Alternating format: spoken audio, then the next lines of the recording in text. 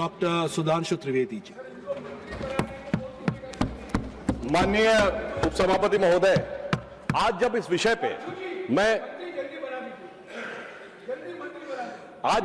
पे मैं इस बिल का समर्थन करने के लिए यहां पर खड़ा हुआ हूं, तो मेरे मन में संवेदना भी है और वेदना भी है।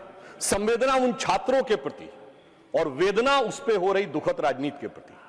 माननीय सभापति महोदय, जैसे अभी झा साहब ने बोला था कि उनका स्टेक है, तो इस सदन में मैं एक नेता के रूप में नहीं, एक सांसद के रूप में नहीं, मैं इंजीनियरिंग का कॉम्पिटिटिव एग्जाम क्वालिफाई करके बने हुए एक छात्र के रूप में और बाद में इंजीनियरिंग के शिक्षक के रूप में, मैंने छात्र और शिक्षक दोनों रूपों में बच्चों के उस भाव को अनुभव किया है कि अगर उनको लगता है कि उनकी परीक्षा में कुछ गड़बड़ हो गई तो उनके मन का क्या भाव होता है, यह मैंने अनुभव किया।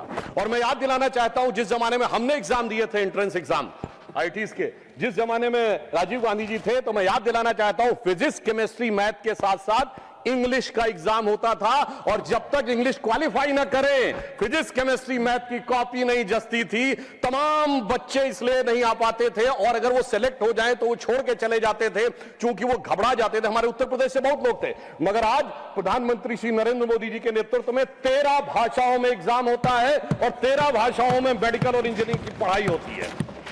और आज जो युवा पीढ़ी है, तरुणाई है, वो आज नई ऊंचाइयों पर जा रही है। अभी प्रधानमंत्री जी ने बताया, फिजिक्स ओलंपियाड में हमने ज्वाइंट रूप में सही 5 गोल्ड मेडल पाकर टॉप किया। केमिस्ट्री, बायोलॉजी और मैथ के ओलंपियाड में शानदार प्रदर्शन हमारे बच्चों ने किया। आप अगर देखें तो अभी स्काई रूट कंपनी ने भारत का first space satellite Vikram 1 launch किया, और जिसकी एवरेज एज 28 साल है।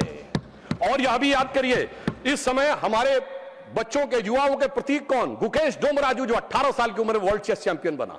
वो देवव्रत महेश रेखे, जिसने 19 साल की उम्र में दंडकम पारायण शुक्ल यजुर्वेद का करके दिखा दिया। यह है हमारी एक्चुअल जेन जी की प्रतिभा, और इस प्रतिभा को निखारने और संवारने के लिए हमारी सरकार पूरी तरीके से प्रतिबद्ध है। और वो कितनी संवेदनशील है, उसका प्रमाण उपसभापति महोदय यह है कि हमारे इसी सदन के नेता माननीय नड्डा जी और पीएमओ में राज्य मंत्री जितेंद्र सिंह जी दोनों गए और उन्होंने सोनम वांगचुक जी का अनशन समाप्त करने में सफलता हासिल की। पर संवेदनशीलता के अलंबरदारों से मैं पूछना चाहता हूं, स्वतंत्र भारत का पहला आमरण अनशन हुआ था 19 अक्टूबर 1952 को पोट्टाभी श्रीरामुलु ने, किस लिए?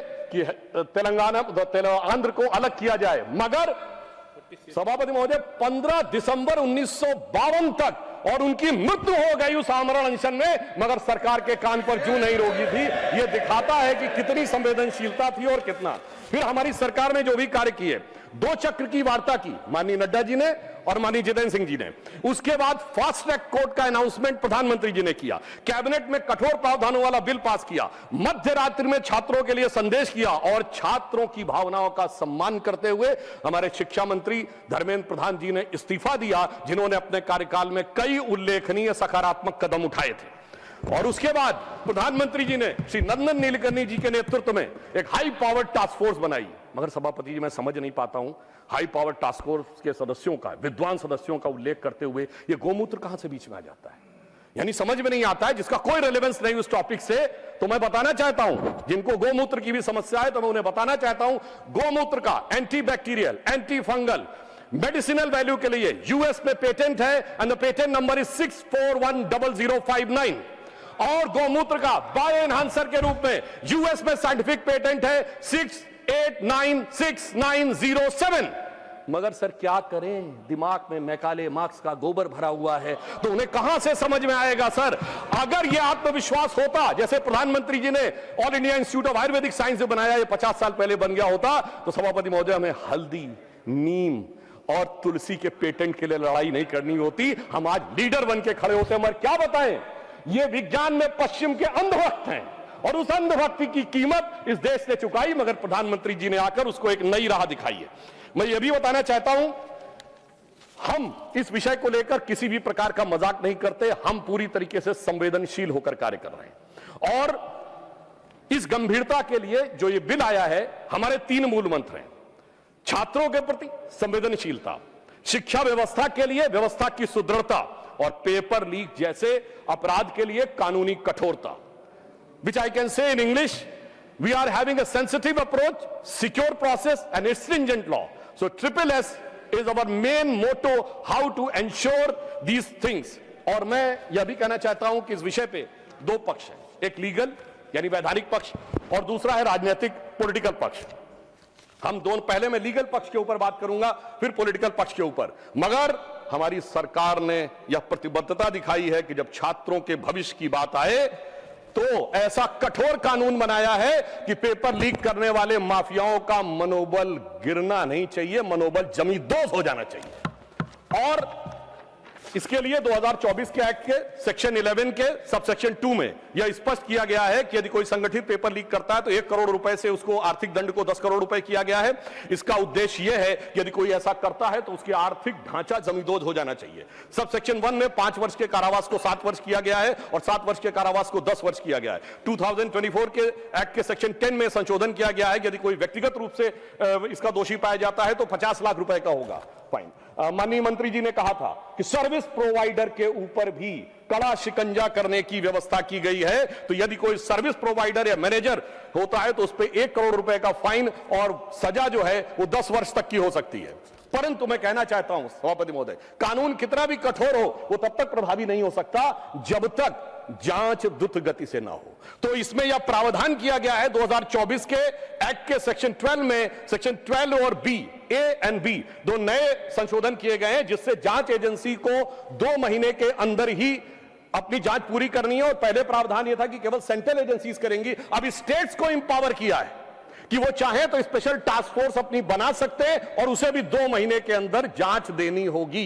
यानी स्टेट्स को भी पावर दिया है और उसके लिए स्पेशल टास्क फोर्स की व्यवस्था भी की है। परंतु सभापति महोदय, जांच कितनी भी द्रुत गति से हो, जब तक न्याय द्रुत गति से ना हो तो भी समस्या होती है। तो इसमें यह व्यवस्था की गई है, सेक्शन 12 में यह प्रावधान किया गया है कि स्पेशल ट्रैक कोर्ट बनेंगे, फास्ट ट्रैक कोर्ट बनेंगे जो डे टू डे बेसिस के ऊपर हियरिंग करेंगे और इसके लिए कोई भी राज्य या केंद्र शासित राज्य या प्रदेश उच्च न्यायालय के मुख्य न्यायाधीश की अनुशंसा के ऊपर डेजिग्नेटेड कोर्ट का गठन कर सकेगा।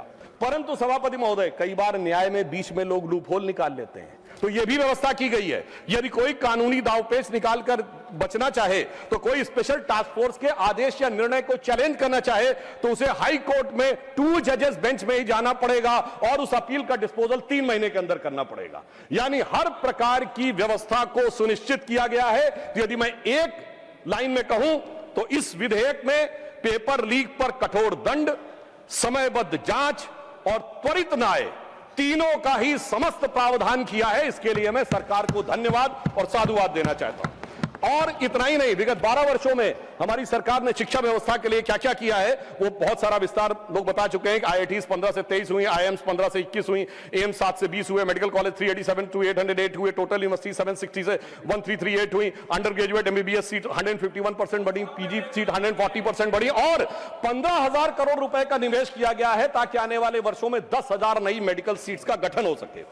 सरकार ने 50,000 करोड़ रुपए का निवेश 2023 में अनुसंधान रिसर्च फाउंडेशन के लिए किया है और यह भी व्यवस्था की है कि 6,000 हमारे जो कॉलेज है 6,300 संस्थाओं में 1 नेशन 1 पोर्टल, ताकि इंटरनेशनल जो हमारे जर्नल्स होते हैं वो फ्री में अवेलेबल हो। 13,000 टॉप जर्नल्स आप कोई भी बच्चा जाके वहां से डाउनलोड कर सकता है। और इतना ही नहीं है सभापति महोदय, विगत 12 वर्षों में QS वर्ल्ड रैंकिंग में, जहां 2014 से पहले हमारे संस्थानों की संख्या सिंगल डिजिट में थी, आज 54 इंस्टीट्यूट हमारे ऐसे हैं जो QS वर्ल्ड रैंकिंग के ऊपर जिनकी रैंकिंग होती है। और मैं यह भी बताना चाहता हूं आज भारत की शिक्षा व्यवस्था के प्रति क्या आकर्षण उत्पन्न हो रहा है। 58,000 से अधिक विदेशी छात्र आके पढ़ रहे हैं। आज स्थिति यह है कि पहली बार हमारे संस्थान IIT मद्रास का जंजीबार में कैंपस बना है, IIT दिल्ली का अबू धाबी में बना है, IIM अहमदाबाद का दुबई में बना है। और अभी प्रधानमंत्री जी इंडोनेशिया गए थे तो पहली बार IIM बेंगलोर के कैंपस के लिए इंडोनेशिया की सरकार ने रिक्वेस्ट किया है और उसकी अनुमति प्रदान की गई है। यह दर्शाता है कि शिक्षा व्यवस्था के लिए काम किया। और एक और मैं कहना चाहूंगा, हमारे विपक्ष में कई विद्वान लोग बैठे हैं, अब भारत का जो फॉरेन रेमिटेंस है $135 बिलियन आता है और उसमें से पहली बार ऐसा है विगत 2 वर्षों में जब वो डेवलप्ड इकोनॉमीज में से आता है। यानी हमारा जो टैलेंटेड यूथ है जो जाके जिसको आप हाई लेवल स्किल वाले जॉब्स कहते हैं, उनमें से करके वो ला रहा है, तो यह दिखाई पड़ता है कि हम कितने सही ढंग से काम कर रहे हैं। माननीय खड़गे जी ने बोला था कि साहब हमने उनसे सीखा और हम ही जो है वो उनसे सीखने के बाद ये नीट का और एनटीए का विषय लाए। तो मैं कहना चाहूंगा, माननीय मंत्री जी ने बोला था कि 1992 में अवधारणा दी थी और उसके बाद 2014 तक राह देखते ही रहे। इसे कहते हैं आह को चाहिए एक उम्र असर होने तक। तो इसलिए मैं कहना चाहता हूं, वो वास्तविकता में मोदी जी की प्रतिबद्धता से वह विषय सफल हुआ। और मैं उस डिटेल में नहीं जाना चाहता, बहुत सारे डिटेल्स माननीय मंत्री जी ने बताए किसके कालखंड में क्या क्या पेपर लीक हुए, पर एक उदाहरण देना चाहता हूं। ये तो अपने नेताओं के प्रति संवेदनशील नहीं है। मैं याद दिलाना चाहता हूं, राजस्थान में कांग्रेस के शासनकाल में एक यात्रा निकली थी, पदयात्रा, अजमेर से जयपुर तक। सचिन पायलट जी ने यात्रा निकाली और कहा पेपर लीक कितने हो रहे हैं कि मैं छात्रों के हित में पदयात्रा निकाल रहा हूं। मगर अफसोस कि उन्होंने उसके ऊपर कहीं कोई शिकन नहीं आई। उन्होंने, और सुनिए, इनके मुख्यमंत्री ने बोला, बात रिकॉर्ड पे जा रही है, इनके मुख्यमंत्री ने बोला मैं तो जादूगर हूं, सब ठीक कर दूंगा। और उस समय सचिन पायलट जी का मीडिया में बयान है जिसमें उन्होंने कहा पेपर लॉक में था, लीक हो गया। ये कैसी जादूगरी है? अब मैं बताना चाहता हूं, आज मैं पूछना चाहता हूं, विपक्ष की सरकारों में जहां पेपर लीक हुए हैं, क्या वही मानदंड होगा जो हमारी सरकार के लिए है? पंजाब हो, झारखंड हो या कर्नाटक हो, क्या एक मंत्री के लिए एक रूल रहेगा या हर मंत्री के लिए अलग अलग रूल रहेगा? अब बॉल इनके कोर्ट में है और इन्हें तय करना है। मगर मैं याद दिलाना चाहता हूं, हमारे सदन के एक सम्मानित सदस्य जो अभी अभी आए हैं, श्री कपिल सिब्बल जी, जो बहुत प्रख्यात वकील हैं और ज्यादातर विवादास्पद विषयों के प्रख्यात वकील रहे हैं, उन्होंने शिक्षा मंत्री रहते हुए यह वकालत करने चले गए कि साहब हम बच्चों को लीगल एड देंगे। इनके शिक्षा मंत्री रहते हुए 2009 से 12 में सिर्फ, सर 2010 में रेलवे रिक्रूटमेंट बोर्ड, 2011 में all India engineering entrance examination, 2011 में हरियाणा बोर्ड और 2012 में एम्स। सर आप समझिए, मैं कहना चाहूंगा, यानी जिस पर होना चाहिए था इल्जाम, वो लेके आ गया वकालत का पैगाम। अब पता नहीं है छात्रों का करेंगे काम या करेंगे छात्र हितों का काम तमाम। मुझे लगता है कि आज सारे के सारे, और मैं एक और बात कहना चाहता हूं, हमारे बहुत से लोगों ने यह कहा कि नीट को समाप्त कर देना चाहिए। मैं सभापति महोदय बताना चाहता हूं, जब नीट नहीं थी 2016 में, तो क्या होता था? प्राइवेट कॉलेजेस की सीटें नीलाम हुआ करती थी, लाखों लाख रुपए में। वो गरीब और मध्यम वर्ग के बच्चे को तो कभी उसके लिए स्वप्न से बाहर था कि 25 लाख 50 लाख रुपए देकर एडमिशन पाएगा, पीजी में कहीं 1-1 करोड़ रुपए देकर एडमिशन पाएगा। मगर आज प्रधानमंत्री जी ने जो काम किया है इस साल के नीट में, कैसे कैसे बच्चों को अवसर मिला। कुछ उदाहरण देना चाहूंगा। राजस्थान के बाड़मेर में एक दिहाड़ी मजदूर लखा की बेटी को और बूंदी में राजस्थान की सूरज सैनी को मौका मिला है। भागलपुर का सूरज कुमार या रायसेन के मध्य प्रदेश का आदर्श लोधी या लखनऊ की वो नीलू जिसकी मां घरों में काम करती थी, गोरखपुर का वो विशाल तिवारी जिसके पिता ऑटो रिक्शा ड्राइवर थे, मुजफ्फरनगर का वो मोहम्मद सुहेल जिसके पिता ई रिक्शा चलाते थे। सभापति जी, इन बच्चों के अरमान पूरे होने का यदि श्रेय किसी व्यक्ति को जाता है तो प्रधानमंत्री श्री नरेंद्र मोदी जी। इन बच्चों के अरमान पूरे हुए, मगर जो कैपिटेशन फीस लेके सैकड़ों करोड़ प्रति वर्ष कमाते थे, उनके अरमानों पे बिजली गिरी है। और उस बिजली गिरने के कारण एक कहावत होती है कि तन बदन में आग लगना, मगर सभापति जी इनके तन बदन और धन तीनों में आग लगी हुई है। और मैं कह सकता हूं कि आज जिस प्रकार की आग ये लगाने का प्रयास करते हैं, मैं याद दिलाना चाहता हूं सर, इनकी पार्टी के वरिष्ठ नेता 2024 में क्या बोलते हैं इंजीनियरिंग और मेडिकल के इंट्रेंस टेस्ट में, कि जो क्वेश्चन बनते हैं वो अमुक जाति के लोग बनाते हैं, इसलिए अमुक जाति के लोग उसमें ज्यादा सेलेक्ट होते हैं, और दूसरी जाति के बने तो कौन से। मैं समझ नहीं पाता हूं कि moving charge in magnetic field या इलेक्ट्रोमैग्नेटिक इंडक्शन का अगर कोई फार्मूला होगा उसमें जात कहां से आ गई। सभापति जी 9th क्लास में मैंने पढ़ा था, अगर सेंट्रीग्रेड को फॉरेनहाइट में चेंज करना है तो C/5 = M-32/9 होता है। अगर ये सवाल पूछा जाएगा तो सवाल और जांचने वाले में जात कहां से आ गई। मैं जेनजी से कहना चाहता हूं, समझिए इनके खतरनाक इरादे। ये उस समय भी आपको गुमराह करने में लगे हुए थे, और आज आदरणीय खड़गे जी ने कहा कि SC ST OBC के रिजर्वेशन के बारे में। सभापति महोदय, शिक्षण संस्थाओं में SC ST OBC का रिजर्वेशन, बिजला जी ने बोला था सर, जैसे ही दूसरा वाला वोट बैंक दिख जाता है, AMU SC ST OBC reservation साफ, Jamia Millia Islamia SC ST OBC का रिजर्वेशन साफ, कश्मीर में एससी एसटी रिजर्वेशन देने की जरूरत ही नहीं है। हजारों संस्थाओं को माइनॉरिटी घोषित करके एससी एसटी ओबीसी का रिजर्वेशन साफ। और याद करिए सर, कश्मीर में यह प्रावधान था कि वाल्मीकि समाज की एक बच्ची जब वो पीएचडी करके गई कि यूनिवर्सिटी में लेक्चरर बनना है, तो उससे कहा गया तुम्हारे डोमिसाइल के हिसाब से तो सिर्फ सफाई कर्मचारी बन सकते हो। और ये लोग आके आज मनुस्मृति की बात करते हैं। मुझे लगता है कि आज वो धारा 370 हटने के बाद उन्हें वास्तविक अधिकार मिला है। और मैं ये भी कहना चाहूंगा, इतना ही नहीं सर, रिजर्वेशन में इन्होंने ऐसी घुसपैठ की है माइनॉरिटीज की कि अभी एक केस जो था हाईकोर्ट ने क्वैश किया है पश्चिम बंगाल सरकार का। सर, इन्होंने ओबीसी के आरक्षण में ऐसा किया, आगे का दरवाजा खोला, पीछे का दरवाजा खोला और रोशनदान भी खोल दिया कि किस प्रकार से अपने वोट बैंक के सारे लोगों को माइनॉरिटी में लाया जा सके। अब मैं यह भी कहना चाहता हूं सर, खड़गे जी ने जो कुछ भी बोला, अब उस विषय के ऊपर मैं बोल चुका हूं, इसलिए मैं दोबारा नहीं बोलना चाहता, मगर फिर मैं बताना चाहता हूं, आज समाज में जो लड़ाई लगाने की बात की जाती है, आई जस्ट रिपीटिंग क्विकली कि डॉक्टर अंबेडकर ने अपनी किताब हु और शूद्राज में chapter number 1 page number 1 paragraph number 3 में लिखा है, there is no connection of modern day schedule caste with the Vedic age Shudras. Second, उन्होंने द अनटचेबिलिटी में लिखा है, पेज नंबर 155 पे आप कहेंगे तो मैं अभी आपको ऑथेंटिकेट कर दे सकता हूं, जिसमें उन्होंने लिखा देयर वाज नो अनटचेबिलिटी, मनुदेरा started on 4th century, subsequent become on 8th century. अब 8th सेंचुरी से इस देश में क्या हुआ था, ये भी याद रखने की जरूरत है। पर मैं ये कहना चाहता हूं सर एक और बात, कि आज जो लोग कॉम्पिटिटिव एग्जाम वाले बच्चों के लिए कि नेता बनने का प्रयास कर रहे हैं, सर उन्होंने कभी जिंदगी में कंपटीशन देखा है? कभी नहीं देखा सर। ये वो नेता हैं जिन्होंने एजुकेशन में कंपटीशन नहीं देखा, नौकरी में कंपटीशन नहीं देखा, पॉलिटिक्स में कंपटीशन नहीं देखा, और अपनी पार्टी में तो ऐसी रेस दौड़ते थे जिसमें एक ही आदमी दौड़ना होता था।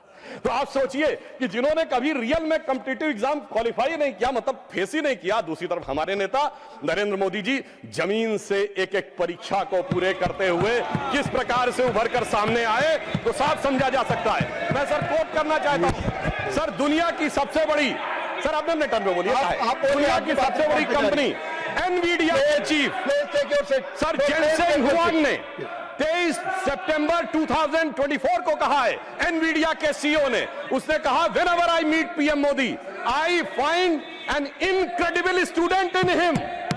तो एक तरफ है हमारे नेता जो motivated, dedicated and incredible student है, दूसरी तरफ एक वो है जो फ्रस्ट्रेटेड, रिजेक्टेड और हर लोकसभा सत्र के बाद इंटरनेशनली इनविजिबल नेता है। अब मैं एक और बात कहना चाहता हूं, एक चीज जो हमारे लिए चिंता का विषय है सर, देखिए जिस प्रकार की भाषाएं आई वहां पर बच्चों के उसमें वो बहुत अशोभनीय और चिंताजनक था, जिस ढंग की भाषा का प्रयोग किया गया। मगर बच्चों की क्या गलती है सर, जो बड़ों से सीखते हैं। यदि यहां पे गालियां दी जाती हैं, अभी जो सदन में सदस्य खड़े हुए उन्होंने भी गाली वाली दी थी, अलग बात है। प्रधानमंत्री जी को बिहार में मां की गाली दी जाती है, आखिर में बच्चे बड़ों से ही सीखते हैं। तो मुझे लगता है अभी ध्यान रखना चाहिए। मगर मैं दलगत भावना से अलग होकर कहता हूं, आज जो कुछ आपने सुना, हम इस तरफ पक्ष के हो या उस पक्ष के हो, क्या हमें नहीं लगता कि इस विषय को लेकर हमें चिंता होनी चाहिए? इस पे पूरे सदन को चिंता होनी चाहिए और इसका मार्ग प्रशस्त होना चाहिए। इसलिए मैं सदन की तरफ से कहना चाहूंगा कि शील, विनय, आदर्श, सभ्यता तार बिना झनकार नहीं है। शिक्षा क्या स्वर साध सकेगी यदि नैतिक आधार नहीं है? और मैं यह भी बताना चाहता हूं सर, मैं जेन जी से भी कहना चाहता हूं कि आपने एक गाना सुना होगा, यही उम्र है कर ले तू गलती से मिस्टेक। तो मैं बच्चों से बताना चाहता हूं, ये पानी की बोतल 10 रुपए की आती है, मगर Instagram free, Facebook free, WhatsApp free, Twitter free, ये फ्री क्यों दिया जा रहा है भाई? जबकि वो सभ्यता क्या कहती है, there can never be a free lunch, if there is a free lunch there has to be poison in it. तो मैं समझना चाहता हूं वो फ्री आपको इसलिए दिया जा रहा है ताकि आपके दिमागों को कैप्चर किया जा सके। इसलिए मैं पुनः 1997 की एक मूवी है यस बॉस, जो शाहरुख खान और जूही चावला थे, तो वो अपने बॉस को सोचती है कि वो मेरे लिए अच्छा कर रहा है, मगर वो उनको ट्रैप में फंसा रहा था। तो एक गाना था, बड़े टेढ़े मेढ़े दुनिया के रास्ते, खतरे ही खतरे हैं तेरे वास्ते। तो मुझे लगता है कि जेन जी को इस विषय के ऊपर समझना चाहिए। और मैं यह भी कहना चाहता हूं युवाओं से, याद रखिए योग, भोग, संग्राम तीनों जवानी के काम। और याद रखिए 80% लोग भोग में और 20% लोग संग्राम में पड़े हुए हैं। बहुत संभल कर आगे कदम बढ़ाना होगा। इसलिए मैं कहना चाहता हूं कि आज जब छात्रों के आंदोलन में कुछ ऐसे अवांछित तत्व आ गए थे, और ये मैं हवा में नहीं बोल रहा हूं, 23 जुलाई को 9:30 पे सोनम वांगचुक जी का ट्वीट है जिसमें उन्होंने ये कहा कि भाई मुझे बहुत पेन है कि कुछ एंटी सोशल एलिमेंट्स आ गए। बच्चों से कहूंगा सावधान रहिए, ये बड़े खतरनाक एलिमेंट हैं, ये अवसरवादी, ये राजकतावादी हर आंदोलन में चले जाते हैं, सीए में भी चले जाते हैं, किसान में भी चले जाते हैं, कुछ पहलवान में भी चले जाते हैं, आज बच्चों में भी। तो ये वो मुखौटा है जो कभी मुसलमान के पीछे छुपता है, कभी किसान के पीछे छुपता है, कभी पहलवान के पीछे छुपता है, आज नौजवान के पीछे छुपा है। इसलिए मैं कहना चाहूंगा बच्चों से कि देखिए वो जो बच्चे हैं वो तो भटके हुए नौजवान हैं। सर, बच्चे तो भटके हुए नौजवान हैं, मगर सत्ता के लालच में पक्की दाढ़ी वाला एक लटका हुआ नौजवान भी है, उससे उनको बहुत सावधान रहने की जरूरत है। और मैं सर बस 1 मिनट में खत्म कर रहा हूं। सर, प्रधानमंत्री जी ने और गृह मंत्री जी ने यह ध्यान रखा, हिंदी में एक कहावत है कि गेहूं के साथ घुन न पिसने पाए। हमने ध्यान रखा कि उन अपराधी तत्वों के बीच में बच्चों के साथ किसी प्रकार का वो ना होने पाए। तो मैं सिर्फ यह कहना चाहूंगा, हमारा उद्देश्य है संवेदना, संवाद के साथ समाधान खोजना, इनका है दुष्प्रचार, अराजकता के साथ घमासान मचाना। और बस अंतिम पंक्ति कह के समाप्त करता हूं। मैं बच्चों से कहना चाहता हूं, प्रधानमंत्री जी ने जिन विपरीत परिस्थितियों में निकाला है कि वो पुराना गीत हम सबने सुना होगा, हम लाए हैं तूफान से कश्ती निकाल के, इस देश को रखना मेरे बच्चों संभाल के, हर एक कदम उठाना जरा देखभाल के। और अंत में कहना चाहूंगा बच्चों से यह भी कि हां, हो सकता है कुछ कष्ट आपको हुआ हो, मगर हम उन लोगों में से नहीं हैं जो अभिमानी राम गोपाल जी कहते थे, कार सेवक चढ़ तो गए थे मगर चिपक गए, साथ साथ के गोलियां मारी गई थी, कनपट्टी पर सटा के गोलियां मारी गई थी। इसलिए मैं यह भी कहना चाहता हूं सर, अंत में प्रधानमंत्री जी की तरफ से बच्चों के लिए और युवा पीढ़ी के लिए कि चमन को सींचने में पत्तियां कुछ झड़ गई होंगी, यही इल्जाम हम पर लग रहा है बेवफाई का, मगर कलियों को जिसने रौंद डाला अपने हाथों से, वही दावा करे हैं चमन की रहनुमाई का। धन्यवाद। राजनीति हो या क्रिकेट, देश विदेश की ब्रेकिंग हो या आपके मोहल्ले की बड़ी खबर, सब मिलेगा एक ही ऐप में, सबसे तेज और भरोसेमंद। अभी डाउनलोड करें दैनिक भास्कर डिजिटल।